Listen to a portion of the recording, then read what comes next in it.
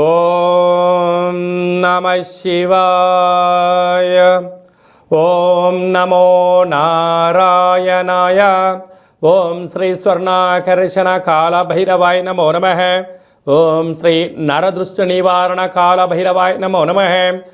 ఓం గణానాం త్వా గణపతిం అవామహే కవిం కవేనాపవస్రవస్తవం జ్యేష్ఠరాజం బ్రహ్మణస్వత ఆనశృణ్వన్నోతభిస్సీదసాదనగం శ్రీమహాగణాధిపతయే నమః.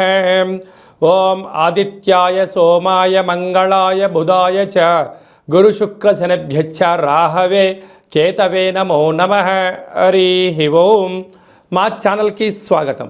శ్రీ క్రోధినామ సంవత్సరంలో కుంభరాశి వారికి ఎలా ఉండబోతుందో ఈ వీడియో సవివరంగా సంపూర్ణంగా తెలుసుకుందాం. కుంభరాశిలో ఏ నక్షత్రాలు వస్తాయనగా ధనిష్టా నక్షత్రంలోని 3వ పాదం, 4వ పాదం, శతభిష నక్షత్రంలోని 4 పాదాలు, పూర్వాభాద్ర నక్షత్రంలోని 1, 2, 3 పాదములు కలిపితే కుంభరాశి. కుంభరాశి యొక్క అధిపతి శని భగవానుడు. వీరు ఈ సంవత్సరం ఆదాయ వ్యయాన్ని మనం పరిశీలించినట్లయితే ఆదాయం 14, వ్యయం 14. అంటే ఎంతైతే అవసరాలు ఉన్నాయో అంతే ధనం వీళ్ళు సంపాదించబోతున్నారు. శ్రమకు తగ్గ ఫలితం వీరి సొంతం కాబోతుంది. స్థిరాస్తులు, చరాస్తులు వీరి సొంతం కాబోతున్నాయి. అలాగే రాజ్యపూజ్య మారు, అవమానం 1. రాజకీయాల్లో రాణించాలి అనుకుంటున్న వారందరికీ కూడా చాలా మంచి కాలము అని చెప్పి మీరు గమనించగలగాలి. అలాగే మనం కందాయ ఫలితాన్ని బాగా గమనించినట్లయితే ఒక శతభిష నక్షత్ర జాతకులకు మధ్యసున్న కారణం వలన మనోవేదన, ఆత్మ క్షోభ, ఎవరి చెప్పుకోలేనటువంటి బాధలు వీరికి ఎక్కువ అవుతాయని చెప్పి గమనించాలి. ఈ సంవత్సరము మంత్రివర్యులు శని భగవానుడే అవ్వడం వలన నిత్యము ప్రపంచంలో కరువులు, కాటకాలు, ఇబ్బందులు, ప్రమాదాలు, జలగండాలు, అగ్ని ప్రమాదాలు అనేకంగా పొంచి ఉన్నాయి.